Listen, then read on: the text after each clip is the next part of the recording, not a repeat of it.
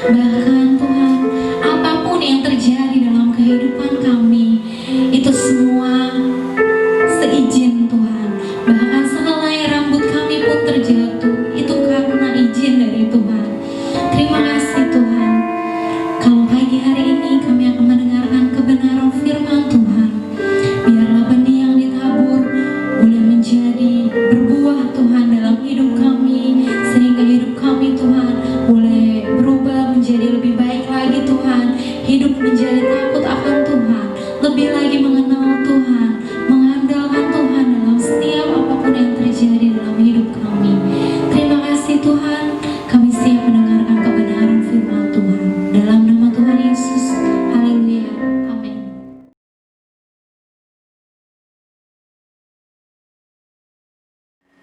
Shalom, selamat pagi seluruh jemaat Yerusalem dan seluruh jemaat BJI Mangga 2. Saya bersyukur kalau pagi hari ini boleh kembali bersama-sama untuk belajar akan kebenaran firman Tuhan. Dan pagi hari ini kita akan bersama-sama dengan tema kasih bersaudara. Bapak Ibu yang dikasih Tuhan, ada seorang yang bernama William Baker mengatakan, lebih banyak orang telah dibawa ke gereja oleh kebaikan kasih persaudaraan sejati daripada semua argumentasi teologian. Dan lebih banyak orang telah diusir dari gereja oleh karena kekerasan dan keburukan dari apa yang disebut kekristenan. Nah, bertanya, apa itu kasih? Saya kira semua orang tahu apa itu kasih. Kasih bukan saja sebuah kata-kata, juga bukanlah cinta yang tanpa sebuah pengorbanan. Tapi seringkali tindakan kasih adalah sebuah pengorbanan. Lalu bagaimana dengan Alkitab yang mengajarkan tentang kasih persaudaraan itu? Kita akan sama-sama membuka firman Tuhan di dalam 1 Petrus pasal yang pertama ayat 22. Karena kamu telah menyucikan dirimu oleh ketaatan kepada kebenaran, sehingga kamu dapat mengamalkan kasih persaudaraan yang tulus ikhlas. Hendaklah kamu bersungguh-sungguh saling mengasihi dengan segenap hati. Jelas Rasul Paulus mengingatkan bahwa kita bisa melakukan kasih persaudaraan yang erat dengan beberapa prinsip yang sudah kita baca tadi. Yang pertama yaitu tulus ikhlas. Tulus ikhlas artinya tidak munafik atau tidak pura-pura. Nah, di dalam kehidupan kita, bagaimana seharusnya tulus ikhlas ini kita refleksikan atau kita amalkan di dalam kasih persaudaraan yang tidak pura-pura. Rasul Paulus juga pernah mengatakan kepada jemaat di Roma, di dalam Roma 12 ayat 9 dikatakan demikian, hendaklah kasih itu jangan pura-pura. Tetapi dalam kehidupan sehari-hari kita seringkali menjumpai bahwa masih banyak jemaat Tuhan tidak menerapkan kasih yang tulus ikhlas ini. Tapi seringkali dalam kehidupan mereka penuh dengan kepalsuan, penuh dengan topeng. Seringkali kejahatan dibungkus dengan kesopanan, keramahan menjadi alat penipuan, dan juga kebaikan dimanfaatkan untuk sebuah kejahatan. Itu yang seringkali terjadi di dalam dunia sehari-hari. Padahal dengan jelas Rasul Petrus menekankan di sana, kalau kita ingin kasih persaudaraan itu sungguh-sungguh erat di dalam jemaat Tuhan, setiap kita seharusnya menerapkan yang namanya kasih yang tulus ikhlas. Nah, ketika kasih tulus ikhlas benar-benar menjadi prinsip hidup setiap kita atau di dalam jemaat Tuhan, maka kasih persaudaraan yang akan erat dan tercipta di dalam jemaat Tuhan. Kemudian prinsip yang kedua yang ditekankan yang baru saja kita baca tadi, yaitu sungguh-sungguh. Artinya sungguh-sungguh adalah tekun, bahwa kasih persaudaraan dengan segenap emosi kita. Tentu kita masih ingat bagaimana ketika Tuhan Yesus di Taman Getsemani, dia berdoa dengan begitu sungguh-sungguh. Bahkan kemudian keringatnya menjadi seperti tetesan darah. Bapak Ibu yang dikasih Tuhan, kita bisa melakukan atau menjalankan atau mengamalkan yang namanya kasih persaudaraan jika dalam hidup setiap kita ada sebuah kesungguh-sungguhan atau ada ketekunan. Bahkan kalau kita juga baca di dalam Kisah Para Rasul 12 ayat 5, bagaimana ketika Petrus ditahan di dalam penjara oleh Herodes, tetapi doa yang sungguh-sungguh oleh jemaat Tuhan di Yerusalem itu, maka Tuhan menggerakkan seorang malaikat untuk melepaskan Petrus ini. Jadi sungguh-sungguh luar biasa betapa pentingnya dalam kehidupan kita untuk belajar mengasihi dengan sungguh-sungguh. Kemudian prinsip yang ketiga yaitu dari hati yang murni. Artinya kasih yang dilandasi dengan hati yang murni, yaitu kasih yang suci, kasih yang tidak mencari keuntungan, kasih yang tidak sopan, kasih yang tidak menyimpan kesalahan orang. Jadi sesungguhnya prinsip kasih ini seharusnya ada di hal ini yang sudah ditekankan oleh Rasul Petrus tadi. Yang pertama tadi yaitu kasih dengan tulus ikhlas, kemudian kasih dengan sungguh-sungguh atau tekun, dan yang ketiga lah kasih dengan hati yang murni. Nah Bapak Ibu dikasih Tuhan, jika tiga prinsip ini melandasi dalam hidup setiap kita atau di dalam berjemaat, maka kasih persaudaraan itu sangat akan terjadi. Kemudian dasar yang ditekankan oleh Rasul Petrus kembali ayat yang ke-22 sampai 23 dikatakan demikian, karena kamu telah menyucikan dirimu oleh ketaatan kepada kebenaran, sehingga kamu dapat mengamalkan kasih persaudaraan yang tulus ikhlas, hendaklah sungguh-sungguh saling mengasihi dengan segenap hati. Yang pertama yang ditekan di sana adalah karena kamu telah menyucikan dirimu oleh ketaatan kepada kebenaran. Artinya menempatkan kita pada sudut proses pengudusan yang dikerjakan oleh Roh Kudus. Ini berarti kita sedang dalam proses menjadi serupa dan segambar dengan Dia. Jadi Bapak Ibu yang dikasih Tuhan, karena saudara dan saya sudah disucikan oleh Tuhan di dalam proses pengkudusan ini, maka kita akan semakin serupa dan segambar Yesus. Bahkan Yesus sendiri menekankan bahwa kemurnian sejati adalah masalah hati. Setiap yang jahat datang dari dalam dan menajiskan manusia.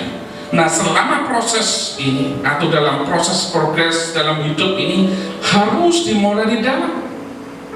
Kalau hidup kita telah menyerahkan seluruh hati kita kepada Tuhan, karena dengan jelas Tuhan Yesus dikatakan bahwa semua yang jahat, semua yang tidak berkenan dari Tuhan adalah datangnya dari dalam, dari hati kita.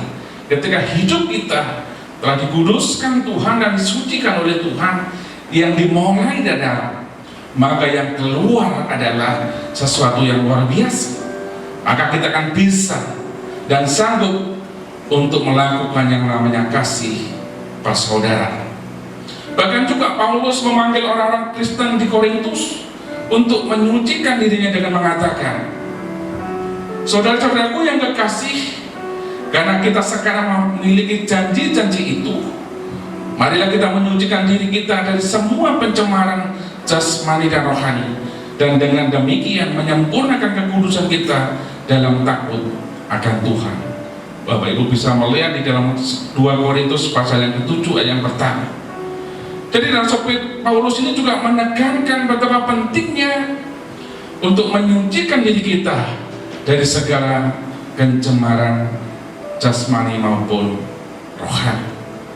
Sehingga apa yang ditekankan oleh Rasul Petrus ini, ketika proses pengudusan itu benar-benar terjadi dalam hidup setiap kita, maka kita sanggup dan bisa melakukan yang namanya kasih persaudaraan. Kemudian yang kedua, ayat 23a sampai 25b dikatakan demikian, karena kamu telah dilahirkan kembali bukan dari benih yang fana, tetapi dari benih yang tidak fana, oleh firman Allah yang hidup dan yang kekal.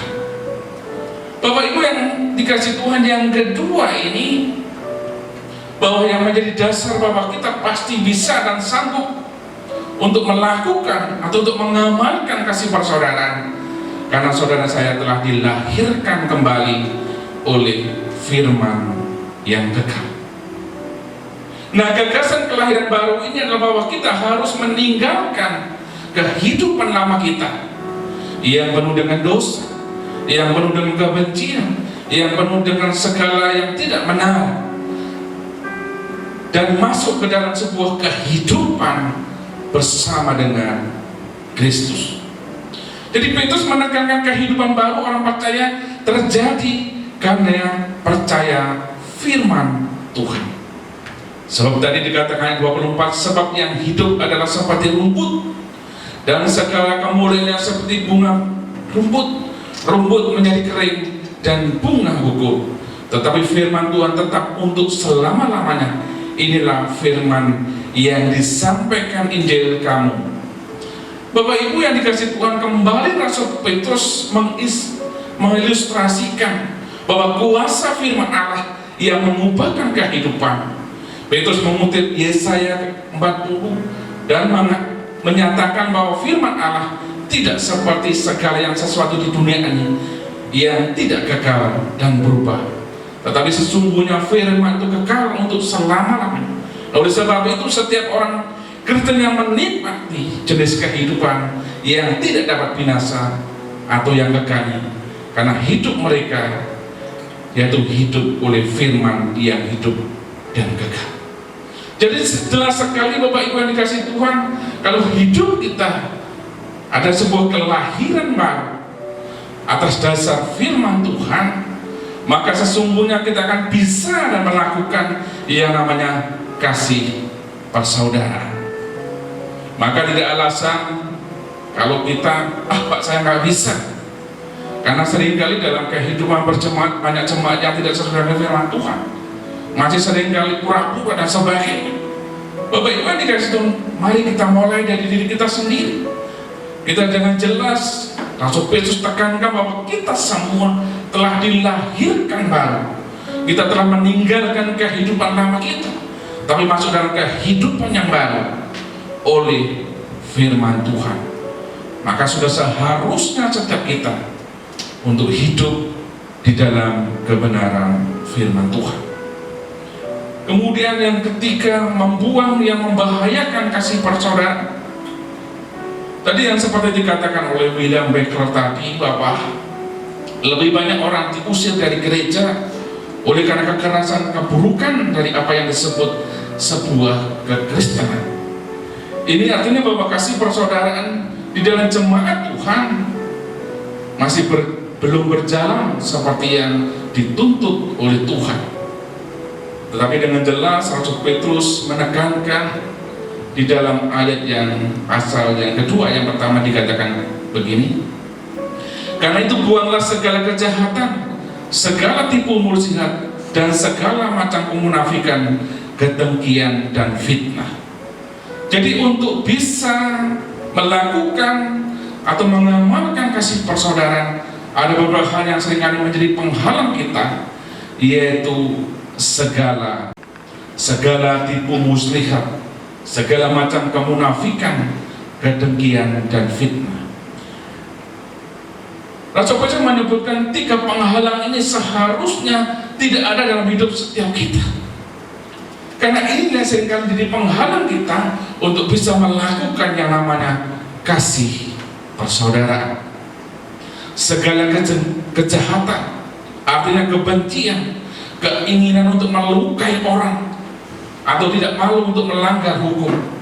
Hal-hal inilah yang seringkali terjadi dalam kehidupan kita yang membuat kita nggak bisa melakukan yang namanya kasih persaudaraan. Kemudian penipuan atau segala tipu muslihat, kelicikan masih juga sering terjadi dalam kehidupan berjemaat.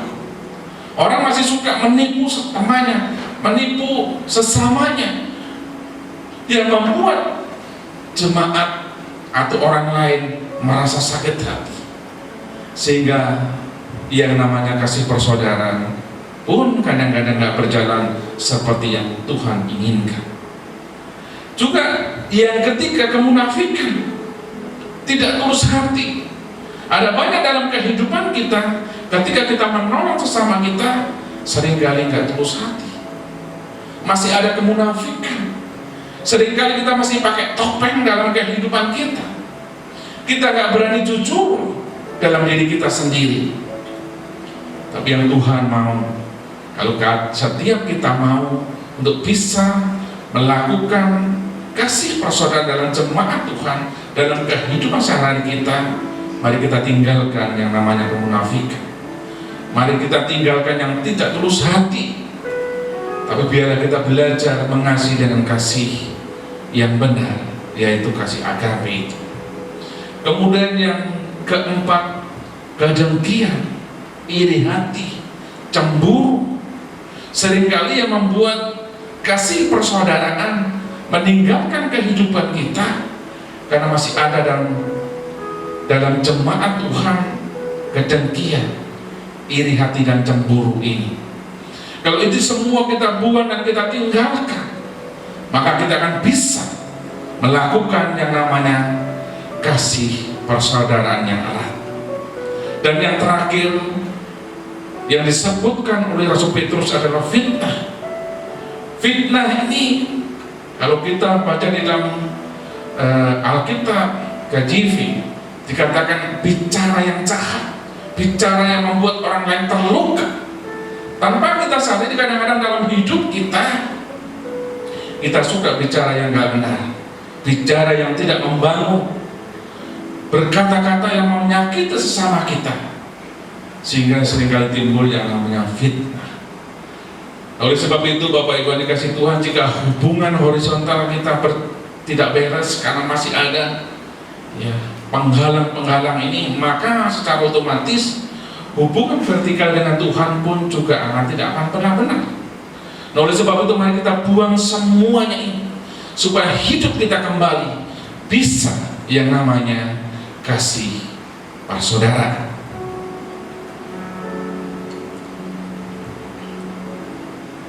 Kemudian yang terakhir yaitu menginginkan susu yang murni.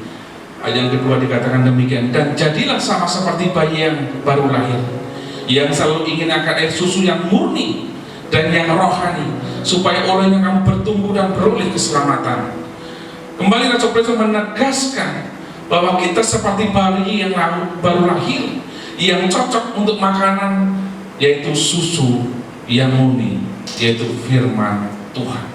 Artinya bahwa hidup kita mengalami proses pertumbuhan untuk semakin serupa dan segambar Kristus, maka kita harus memastikan susu yang murni itu yang menjadi makanan kita, yaitu firman Tuhan, sebagai makanan kita sehari-hari.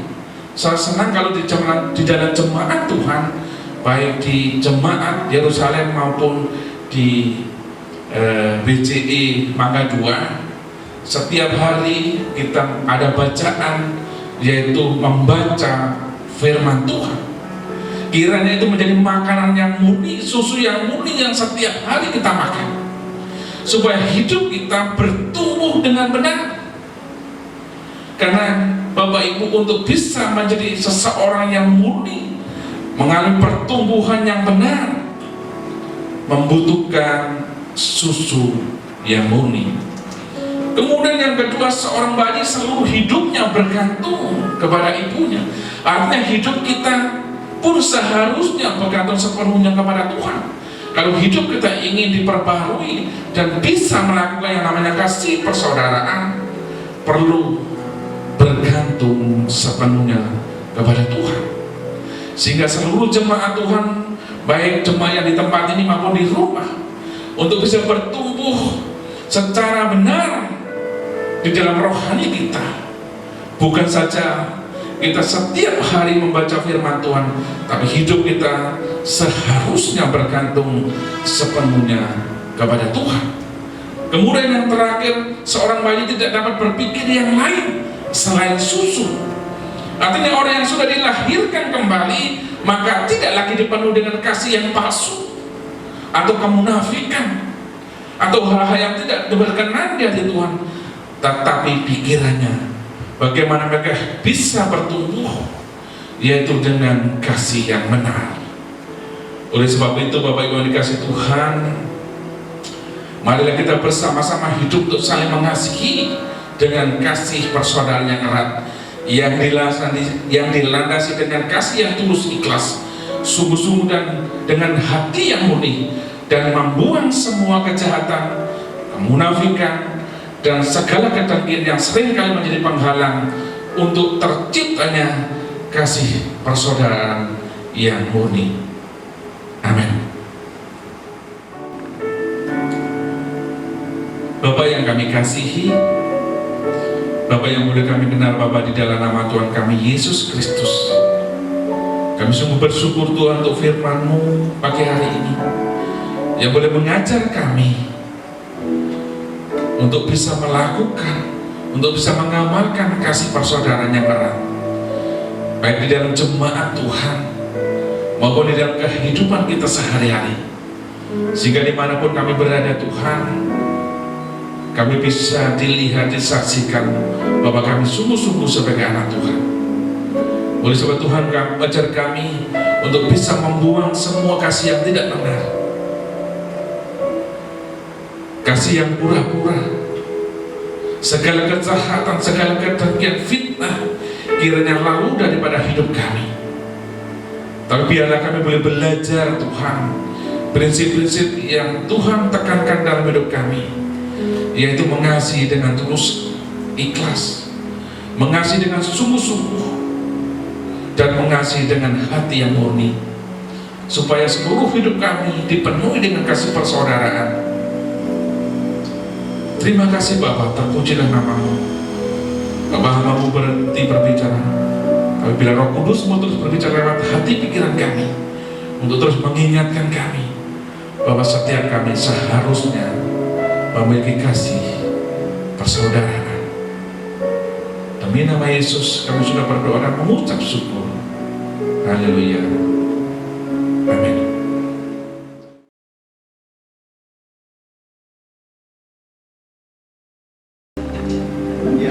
Ya, shalom. Terima kasih bagi hambanya Pak Silas Sudarman yang telah menyampaikan kebenaran Tuhan pagi hari ini. Sangat terima kasih. Kiranya firman taburkan tidak pernah kembali sia-sia. Sungguh kami jemaat GBI Yerusalem, GBI Ibadah diberkati oleh kebenaran firman Tuhan. Firman Tuhan mengatakan biarlah kasih persaudaraan itu boleh benar-benar kita hidupi dalam kehidupan berjemaat, bukan hanya dalam lingkungan keluarga, tapi dalam lingkungan berjemaat pun kita memelihara persaudaraan sebagai satu dalam tubuh Kristus. Biarlah tidak ada duri dalam daging dalam kehidupan kita. Rasul Paulus mengatakan dalam 1 Korintus 13 ayat yang keempat mengatakan bahwa kasih itu sabar, dia tidak sombong, dia tidak berat, tidak sopan, dia dapat menutupi segala kesalahan dan saling menyempurnakan sesama lain.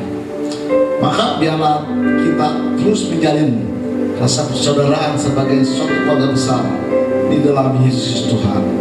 Sekali lagi terima kasih bagi hambanya yang telah sharing kebenaran Tuhan pada pagi hari ini. Tuhan Yesus berkati. Sebelum kita masuk dalam doa syafaat, ada beberapa hal yang akan saya umumkan. Pertama adalah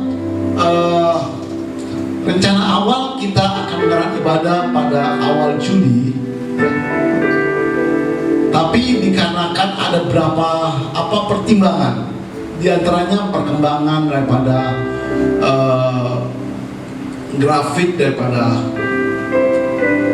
keterjangkitan daripada virus corona ini semakin meningkat, dan itu pun menjadi suatu perhatian yang serius bagi kita semua. Dan juga saya mendapat masukan dari para tim gembala dan juga para ketua jemaat dan juga hamba-hamba Tuhan di lingkungan Gereja Bethel Indonesia.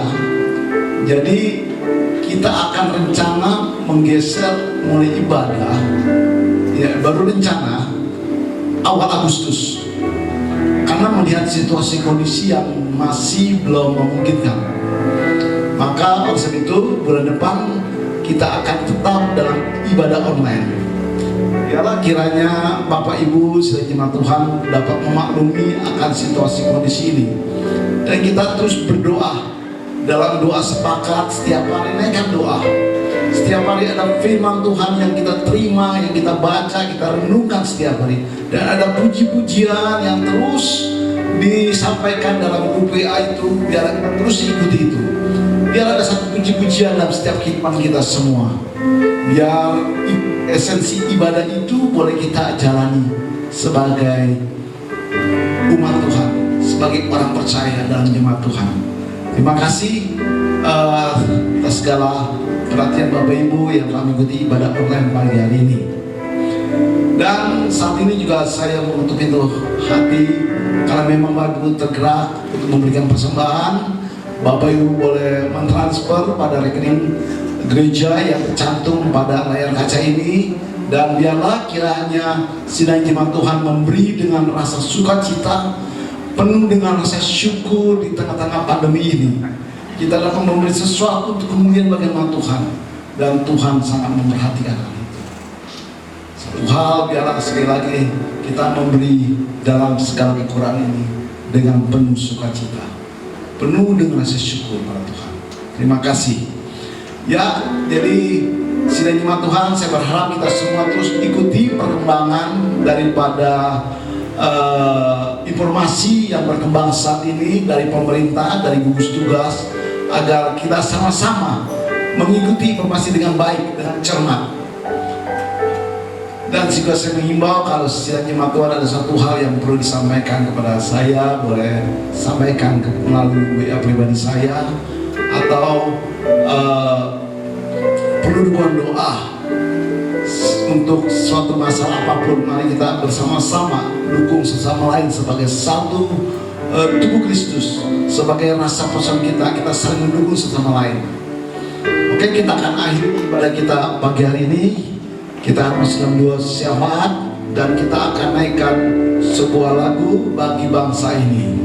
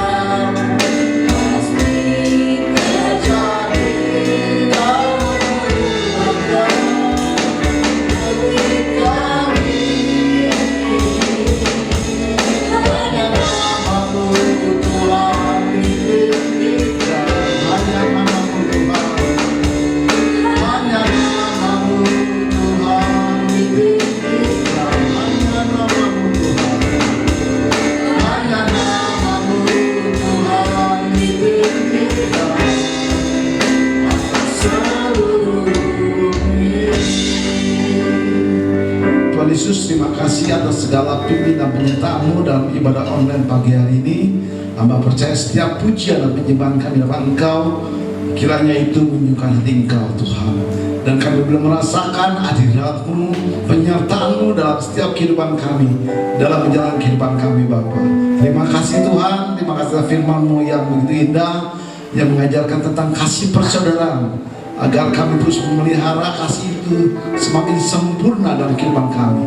Terima kasih Bapa, berkati abdi-Mu, hamba-Mu yang telah menyerahkan kepada-Mu Tuhan Yesus. Kiranya pakai dia menjadi hamba-Mu yang luar biasa, nyatakan suatu pegawai yang baru dalam pekerjaan dan pelayanan Tuhan. Memberkati. Terima kasih Bapa. Sebentar Tuhan, kami berdoa untuk bangsa kami Indonesia, bangsa yang besar. Tuhan lawat sertai, mampukan para pejabat tinggi negara kami dapat menjalankan roda pemerintahan dengan baik.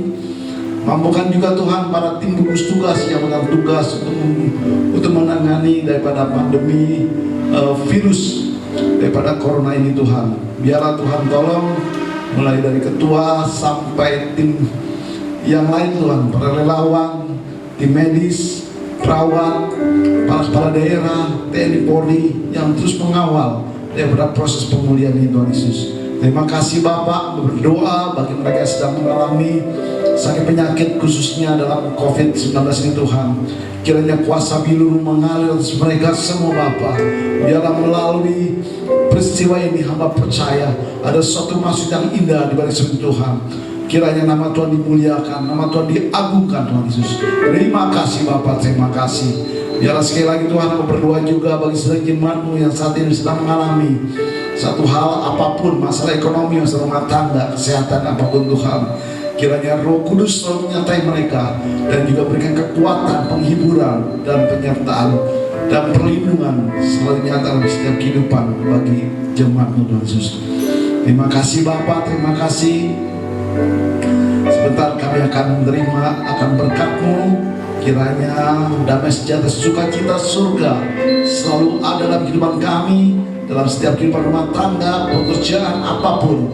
Tuhan selalu hadir di kehidupan kami. Terima kasih Bapa, kami siap menerima berkat-Mu Tuhan.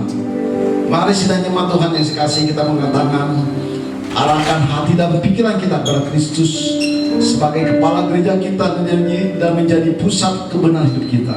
Terimalah berkat dari Allah Bapa di surga melalui cerita kasih rahmat daripada Putra yang tunggal dan di dalam persekutuan masih dengan Roh Kudus di dalam nama Tuhan Yesus Kristus mulai saat ini sampai Maranatha.